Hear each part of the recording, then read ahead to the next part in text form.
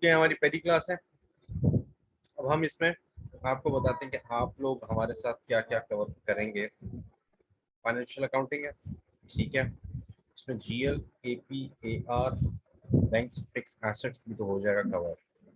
उसके बाद कंट्रोलिंग में cost centre accounting, profit centre accounting, इनको हम कवर करेंगे, ठीक है। फिर उसके बाद आएंगे हम लॉजिस्टिक्स पे। लॉजिस्टिक्स में हम लोग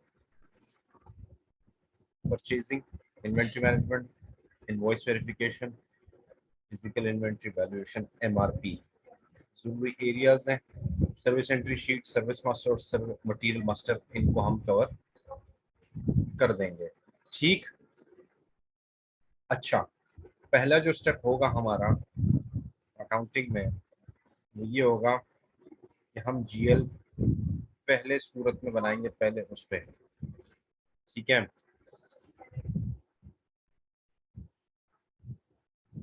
अच्छा, जीएल बनाना पहला आपका वो होता है,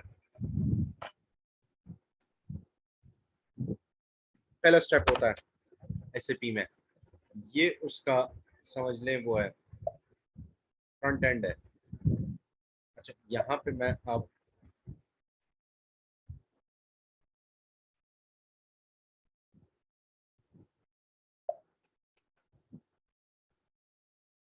कुछ कंपनी कोड्स निकालता हूँ और जिनके बने हुए उनके मैं आपको जीएल्स बना के दिखा देता हूँ किस तरह बनते हैं। मैं 001, तो ये आपका कंपनी कोड है, इसको निकाल के इसमें देखते हैं कि कौन कौन से। अच्छा, अब ये कंपनी कोड 01 है, इसके जीएल्स बने हुए हैं कौन कौन से। बिल्डिंग वैल्यूएशन को उठा लेते हैं, मैंने इस पर डबल क्लिक किया, ठीक है। डबल क्लिक करके अभी अभी ना भी समझ में आए कोई मसला नहीं है, आपने सिर्फ अभी देखना है, सिर्फ फ्लेवर लेना है अभी आपने, ठीक है। जीएल अकाउंट कैसा है, किस तरह अकाउंट ग्रुप इसके, ये भी हम डिस्कस करेंगे, ठीक है। अच्छा, फिर उसके बाद सिर्फ मैं आपको वो दिखा रहा हूँ इसका खदोखाल कैसे लगता है। इसी करेंसी आप ले लेते हैं, इसको आप रिकॉन अकाउंट्स में भी डाल सकते हैं अगर तो रिकॉन अकाउंट इसका बनना लाजिम है, ठीक। ये भी हम इस पे भी बात करेंगे तफसील से। फिर फील्ड स्टेटस ग्रुप्स वगैरह है, और ये चंद और फील्ड्स हैं जो हमने प्लान आउट करनी है। लेकिन इस इन सब को पहले बनाने के लिए हमें कॉन्फ़िगरेशन लेवल पे बहुत सारे काम करने होते हैं, ठीक है। अच्छा, यहाँ तक समझ में आ गई ये बात। जी सर। जी ताहिर, समझ में आ रहा है यहाँ पे। जी सर, समझ आ रहा है। ओके, अब मैं जाता हूँ वापस पहली स्क्रीन पे।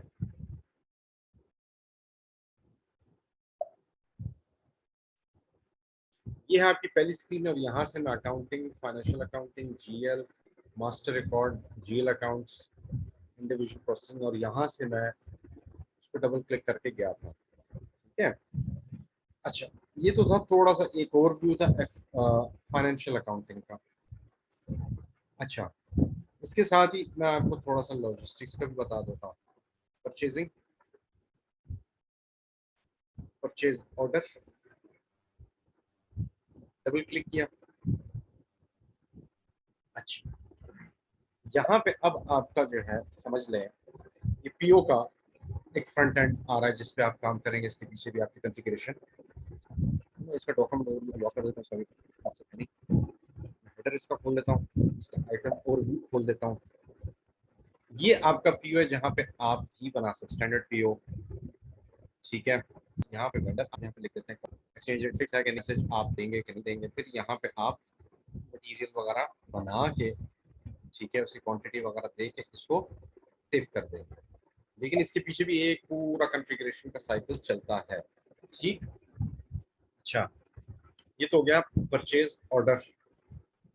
परचेज ऑर्डर से पहले आता है परचेज रिक्विजिशन, उससे पहले उसके साथ ही आउटलाइन एग्रीमेंट बनते हैं, और उससे पहले आता है आरएफक्यू।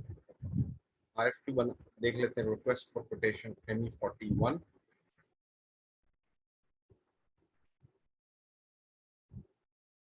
ये है आपके आरएफक्यू का एक थोड़ा सा पहला फॉर्म कह लीजिए या पहला इनपुट वो कह लीजिए, जहाँ पे परचेज ऑर्गेनाइजेशन बनाएंगे, परचेजिंग ग्रुप भी बनाएंगे, वो भी यहाँ पे मेंशन करेंगे, प्लांट, स्टोरेज लोकेशन, ये सारी चीजें बना लेंगे। ठीक, मैं इसलिए आपको ये सारा बता रहा हूँ ताकि आपके जहन में हो कि हमने क्या क्या चीजें कवर करनी है, किन किन चीजों पे हमने मेहनत करनी है। अच्छा, फिर उसके बाद जी आपका मास्टर डेटा बहुत सारी चीज़ों का आएगा, वेंडर का है, इन्फो रिकॉर्ड का है, सोर्स लिस्ट का है, कोटा अरेंजमेंट का है, ठीक है, कंडीशंस का है, ये सारी चीज़ें आप इसको कॉन्फ़िगर कर रहे होंगे। ठीक है, इन्वेंट्री मैनेजमेंट में आ जाएं, यहाँ पे आप गुड्स मूवमेंट को जो है चेक कर रहे होंगे, एंटर कर रहे होंगे। तो डबल क्लिक करता हूँ,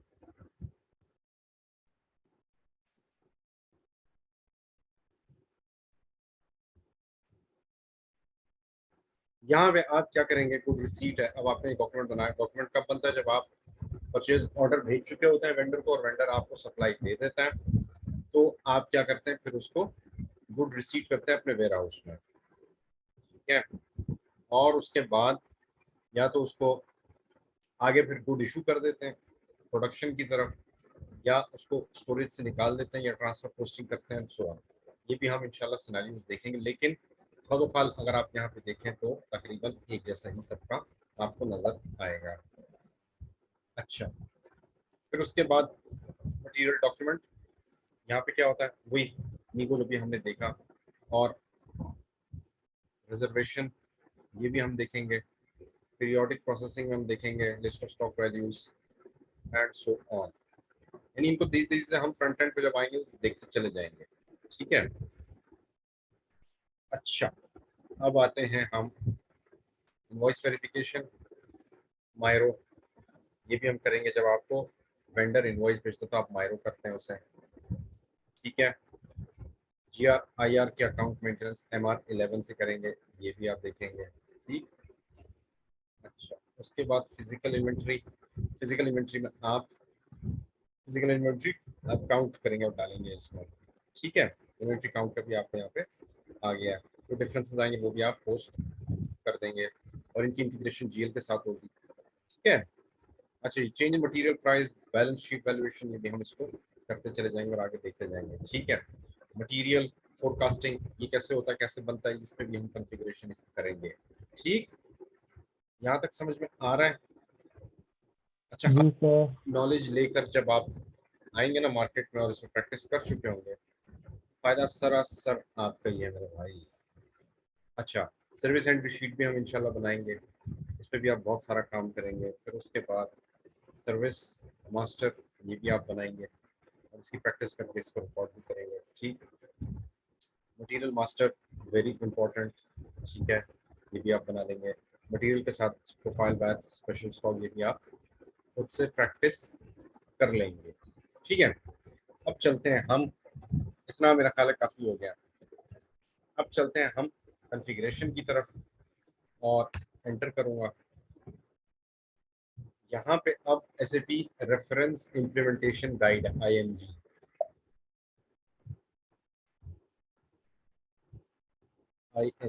ठीक है, एक दो मिनट जरा मुझे दीजिएगा, मैं जरा पॉज कर लूँ रिकॉर्डिंग।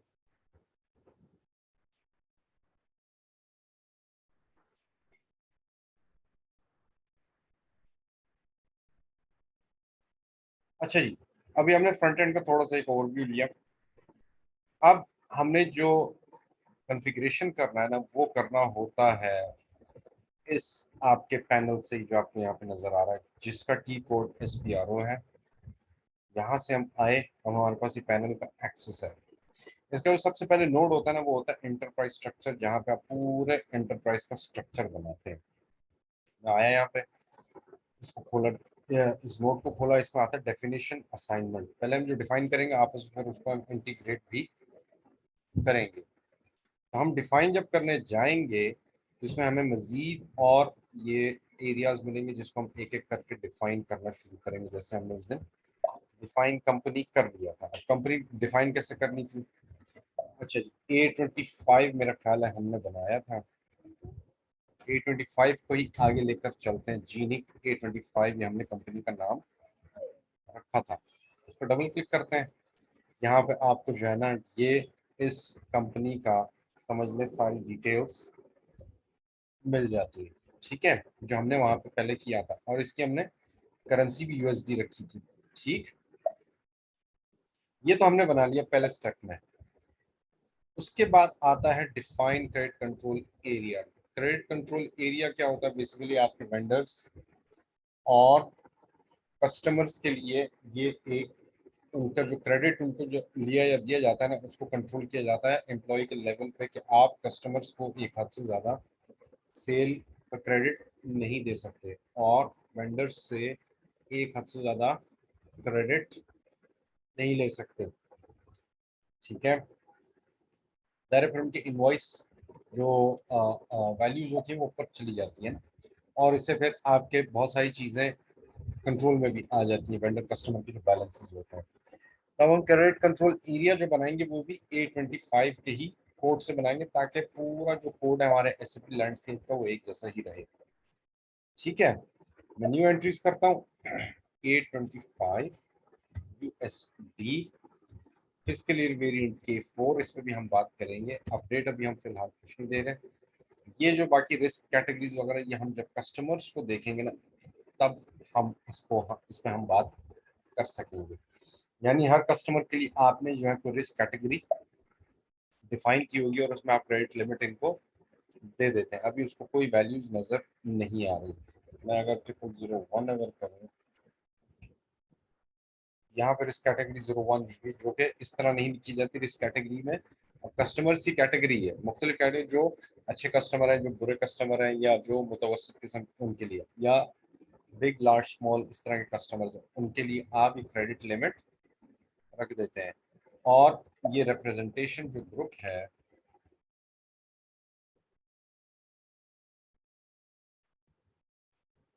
मैं 0001 लेता हूँ। ये 0001 बेसिकली क्या है? ये आपका डिफॉल्ट एक कंपनी की डिटेल्स हैं जो मैं अभी आपके साथ आगे जाकर शेयर करता हूँ। ये मैं क्रेडिट कंट्रोल एरिया बना रहा हूँ अपने A25 के लिए। करेंसी उसकी यूएसडी है, इसको किया मैंने फाइनेंशियल वेरिएंट ये डाल दिया K4। ओन रिक्वेस्ट पे गया, जी नहीं ग्रुप, ये मेरा रिक्वेस्ट है, इसको मैंने सेव कर दिया। ठीक है, अच्छा अब मैं आता हूँ पीछे फिर से कॉन्फ़िगरेशन के अपने 25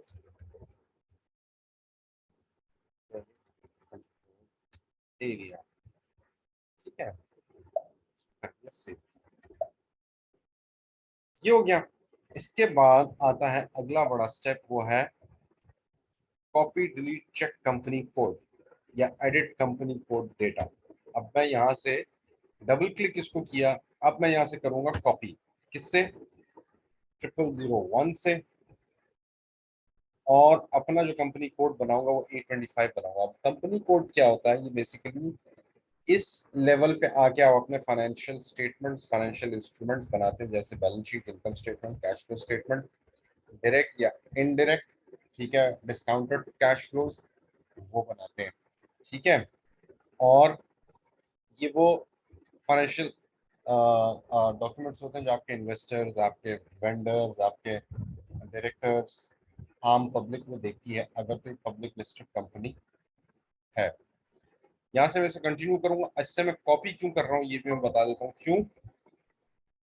इसको मैं यहाँ से लिस्ट में से निकाल के पहले आपको दिखाता हूँ। एंटर। यहाँ पे आप देखेंगे सबसे पहले जो रिजल्ट आ रहा है वो 0001 SAP AG वॉल्डॉर्फ का आ रहा है। अब इस लैंडस्केप में जिसमें हम काम कर रहे हैं, जो सर्वर है, एसएपी ने आपकी मदद के लिए आपको कुछ सैंपल कंपनी कोड्स दिए होते हैं और उनको पॉपुलेट किया होता है, ताकि जब आप कॉन्फ़िगरेशन कर रहे हो तो आपको दोबारा से लेगवर्क ना करना पड़े, मैनुअल आपको जो है लेबर ना करना पड़े।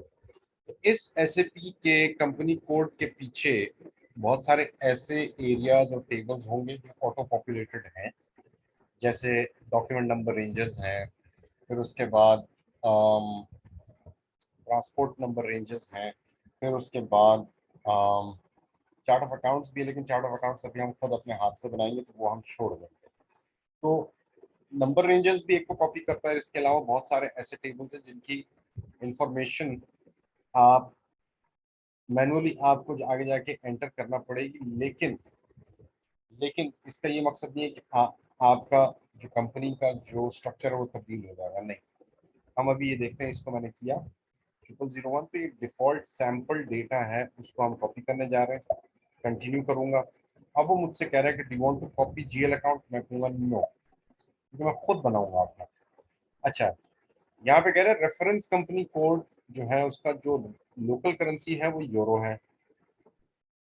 मुझसे पूछ रहा है do you want to allocate different local currency, मैं कहूँगा यस। वो क्या है, यूएसडी है। एंटर किया, कंटिन्यू किया, कंटिन्यू किया। अब ये मुझसे जो है ना 20-25 दफ़ा ये यस करवाएगा। यहाँ पे मैंने जैसे बताया था ट्रांसपोर्ट नंबर रेंजेस जो है वो भी कॉपी करेगा, मैं कहूँगा यस।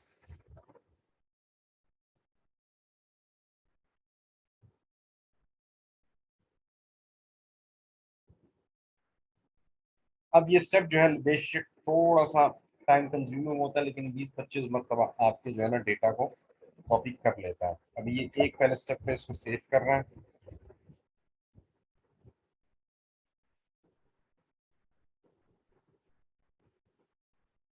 बहुत स्लो चल रहा हूँ ताकि आपको एक एक चीज जो है मैं बहुत तफसील से समझा सकूं, ताकि आपके जहन में कंसेप्ट पक्का हो जाए। ठीक है, यहाँ पे आप देखिए क्या कर रहा है, 78% ऑफ टेबल्स कॉपी डेटाबेस में से। ठीक है, ये मकसद होता है जो आपके सैंपल कंपनी कोड से आपको करते हैं। यहाँ पे अगेन ये इंटरवल्स को कॉपी करेगा, मैं कहूँगा यस, कॉपी कर दो।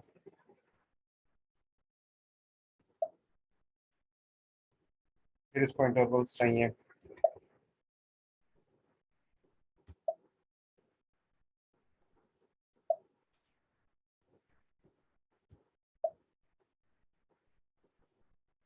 अभी करवाता रहेगा मुझसे। ठीक है, तो इससे आपने घबराना नहीं है, ये नॉर्मल है। यहाँ पे अगेन नंबर रेंज के ऑब्जेक्ट्स वो हमसे करवा रहा है कॉपी।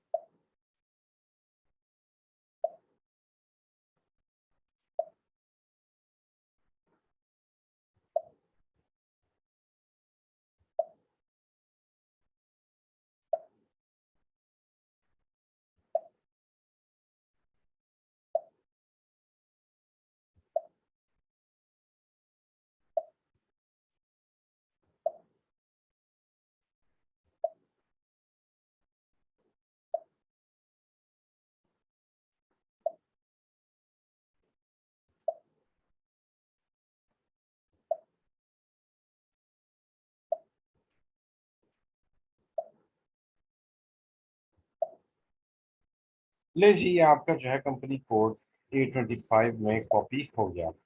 ठीक है, ये जाते हैं एडिट कंपनी कोड डेटा करते हैं। यहाँ से गए थे ना, पहले हमने ये किया, अब नेक्स्ट स्टेप जो है वो ये कंपनी कोड डेटा को हम वो करेंगे। पोजीशन पे जाएंगे, यहाँ से हम अपना कंपनी कोड सर्च कर लेंगे और इसको करेंगे डबल क्लिक। यहाँ पे हम A25 ग्रुप, ठीक, कंट्री पीके, करेंसी USD, लैंग्वेज इंग्लिश, या सेव। ओके, ये हो गया। यहाँ तक समझ में आ गई, ये बात क्लियर है? ज्यादा फास्ट तो नहीं जा रहा मैं?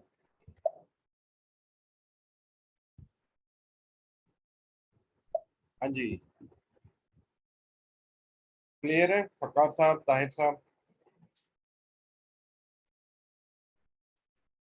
यस सर, ओके, ठीक है। Define business area. Business area अब बेसिकली क्या है, जैसे प्रॉफिट सेंटर अकाउंटिंग होता है ना, जिसमें आप, एक तो कंपनी कोड होता है जिसके आप फाइनेंशियल स्टेटमेंट्स बना सकते हैं, और दूसरा ऐसा एक एरिया है प्रॉफिट सेंटर अकाउंटिंग, जहां पे आप अपने फाइनेंशियल इंटरनल फाइनेंशियल स्टेटमेंट्स बना सकते हैं। वो क्यों बना सकते हैं? आपको दूसरी करेंसी में चाहिए और उसके टैक्स डिफरेंट है, या मैन्युफैक्चरिंग की उसमें जो है ब्रेकअप आएगा, वो भी आप डाल सकते हैं। वो मैनेजमेंट के आप स्टेटमेंट्स बना सकते हैं। इसी तरह ही एक एरिया है बिजनेस एरिया, जो आप इस्तेमाल कर सकते हैं, और इसके भी आप अलग से स्टेटमेंट्स बना सकते हैं। आपके कंसोलिडेशन में भी काम आ सकता है। इसमें न्यू एंट्रीज करता हूँ, A25 बिजनेस एरिया। अब मेरा business area let's say detergent है, ठीक। दूसरा मेरा, मैं इसको बल्कि D25 कर देता हूँ, और दूसरा जो मेरा एरिया है वो अपैरल 25 है, ठीक है। और दूसरा जो है सर्विसेज, इसका वो है 25, ठीक। यानी आपके तीन ऐसे सेगमेंट्स हैं कंपनीज के, उसकी बेसिस पे आप बिजनेस एरिया के वो बिजनेस एरियाज आप डिफाइन कर सकते हैं, और इसी की बेस पे आप ये आगे जाके अटैच भी करेंगे, ठीक है। अच्छा, फंक्शनल एरिया भी निकाल लेते हैं। फंक्शनल एरिया भी, अब फंक्शनल एरिया अगर आप यहाँ पे देखें, 0300 सेल्स डिस्ट्रीब्यूशन है, एडमिनिस्ट्रेशन है, रिसर्च डेवलपमेंट है, फ्रूट कॉस्ट, यानी ये वो एरियाज हैं जहाँ पे डिपार्टमेंट्स भी हैं। आप डिपार्टमेंट्स के जो है फंक्शनल एरियाज बना सकते हैं। इसको फिलहाल अभी हम नहीं टच करते हैं। ये हो गया डेफिनेशन का। अब आते हैं हम असाइनमेंट पे। फाइनेंशियल अकाउंटिंग पे आऊंगा। Assign company code to company, बहुत आसान है। मैंने जो कंपनी कोड बनाया था उसी को अटैच कर देंगे आगे जाके। A25, ठीक, सेव कंपनी, और कंपनी कोड को हमने अटैच कर दिया। यहाँ कंपनी और कंपनी कोड अटैच हो गया। Company code to credit control area अब असाइन करेंगे, बहुत आसान है। A25, यहाँ पे वो जो कॉपी किया था 0001 से, तो उसने कॉपी कर दिया, तो हम इसको A25 कर देंगे। सेव किया, ओके हो गया। अच्छा जी, business area, company code to financial management, assign profit centre company code, अभी हम इसको टच नहीं करेंगे। अच्छा जी, अब आते हैं अगले स्टेप की तरफ। ज्यादा तो नहीं हो गया भाई? अगर ज्यादा हो रहा है तो मुझे बता दो, चुप करके ना बैठो। अब आते हैं हम अगले स्टेप पे। वो अगला स्टेप क्या है? चार्ट ऑफ अकाउंट्स का। क्यों? आपने एंटरप्राइज स्ट्रक्चर में एक चीज है जो अगर आपने देखी हो, कंट्रोलिंग, लॉजिस्टिक्स, सेल्स, ये चीजें भी हमने डिफाइन नहीं की, डिफाइन करनी है। तो कंट्रोलिंग में जाके अगर मैं करता हूँ maintain controlling area, double click अगर मैं करता हूँ, यहाँ पे वो मुझसे, मैं इसको डबल क्लिक कर रहा हूँ तो यहाँ पे वो मुझसे क्या मांग रहा है, क्या मांग रहा है मेरे दोस्तों, यहाँ पे मुझसे चार्ट ऑफ अकाउंट मांग रहा है। मेरे चार्ट ऑफ अकाउंट्स बने भी नहीं है। अब कंट्रोलिंग एरिया क्या है, बेसिकली कॉस्टिंग का, मैनेजमेंट कॉस्टिंग का एरिया होता है। और ये जो कंट्रोलिंग एरिया होता है ये आपके कंपनी कोड से ऊपर होता है, हाई हाई इसकी प्रेसिडेंसी होती है। यानी मल्टीपल कंपनी कोड्स एक कंट्रोलिंग एरिया को कॉपी कर सकते हैं बशर्ते के उनके फिस्कल ईयर वेरिएंट और चार्ट ऑफ अकाउंट्स एक हो। ये टेक्निकल पॉइंट था, ठीक है। अब मैं क्या करूंगा, मैं जाऊंगा बजाय कंट्रोलिंग के पहले मैं अपना चार्ट ऑफ अकाउंट्स को सीधा करूंगा। मैं कहा जाऊंगा, financial accounting, GL accounting, master data, GL accounts preparations. क्योंकि मैं जीएल अकाउंट प्रिपेयर करूंगा ना, यहाँ से चार्ट ऑफ अकाउंट्स पहले बनाऊंगा फिर प्रिपरेशन उसकी स्टार्ट हो जाएगी। तो एडिट पहले मैं करूंगा चार्ट ऑफ अकाउंट्स को, न्यू एंट्री करके A25 COA A25 इंग्लिश 5, ठीक है। अब इसने लेंथ मुझसे मांगी है तो 5 है, मैक्सिमम 10 होती है, लैंग्वेज उसकी इंग्लिश होगी। चार्ट ऑफ अकाउंट्स मेरा A25 सेम कोड ही रहेगा। एंटर किया, सेव कर दिया, पीछे आता हूं मैं। अब वो असाइन भी मांग रहा है, असाइन भी करना है। अब असाइन करके मैं क्या करूंगा भाई, A25 पे जाऊंगा और यहाँ पे चूंकि मैंने वो कंपनी कोड कॉपी किया था तो उसने वो अपना ही चार्ट ऑफ अकाउंट भी साथ लगा दिया, तो मैं इसको A25 कर देता हूँ, ठीक है। सेव किया। अच्छा, इसके साथ वाली जो फील्ड है इस country chart of account, her country का जुरिस्डिक्शन अलग होता है तो वो आप कंट्री चार्ट ऑफ अकाउंट अपने बना के यहाँ पे लगा सकते हैं।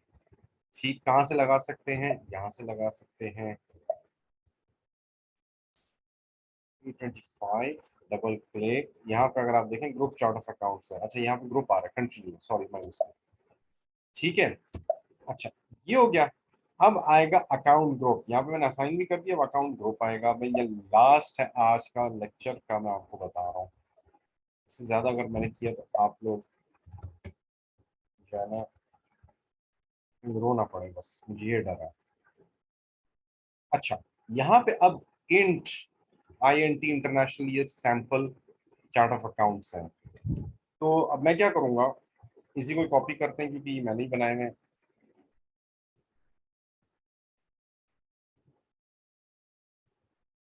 कॉपी, या फिर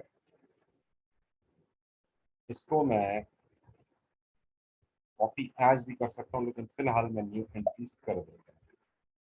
यहाँ पे रखा, एंटर किया और A25, ठीक, A25 enter.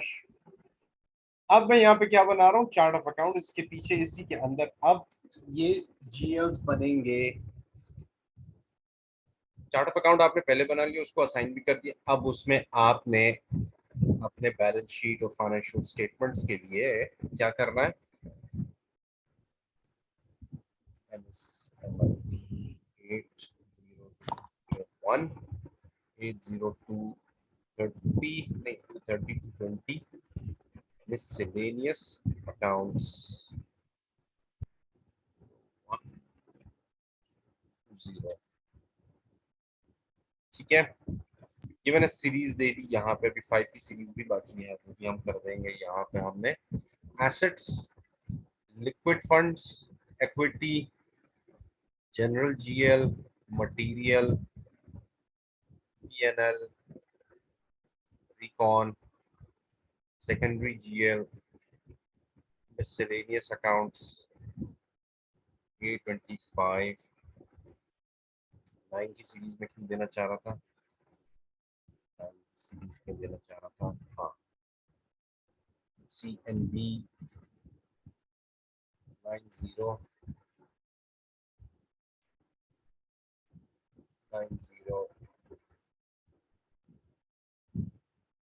50 20 cash account 20 enter किया। अच्छा, उसके बाद सेव कर। यहाँ तक आ गई वही बात समझ में। अब इसी के पीछे हम जीएल्स भी लगाएंगे, जीएल्स बनाएंगे फ्रंट एंड पे जाके। ठीक है, अब चूंकि 2 मिनट सिर्फ रह गए, मैं A25 पे जाते हैं। A25 में अब मैंने रिटेन अर्निंग्स अगर अकाउंट बनाना है तो रिटेन अर्निंग्स का कौन बताएगा कि क्या होता है, कोई समझाएगा? नहीं समझाएगा। अब रिटेन अर्निंग्स पे मैं अगले लेक्चर पे बात करूंगा। A25 लिया, एक्स डाला, यहाँ पे ये डाल के एंटर किया, एंटर, सेव। उसने मुझे वार्निंग दी है कि ये बना हुआ नहीं है, कोई मसला नहीं, आगे जाने देगा। ये मेरा रिटेन अर्निंग्स अकाउंट बन गया। अकाउंट ग्रुप में अगर मैं जाऊं फिर से, बस अब हमारा लेक्चर तकरीबन समाप्त हो चुका है। यहाँ पे 90 कैशिंग बैंक, अच्छा क्लियरिंग अकाउंट से डाले मैंने, ठीक है। 20 से 21 से 25 230 तक। चले अगली क्लास में देखेंगे, फिलहाल के लिए यहाँ तक समाचार आपका समाप्त होता है।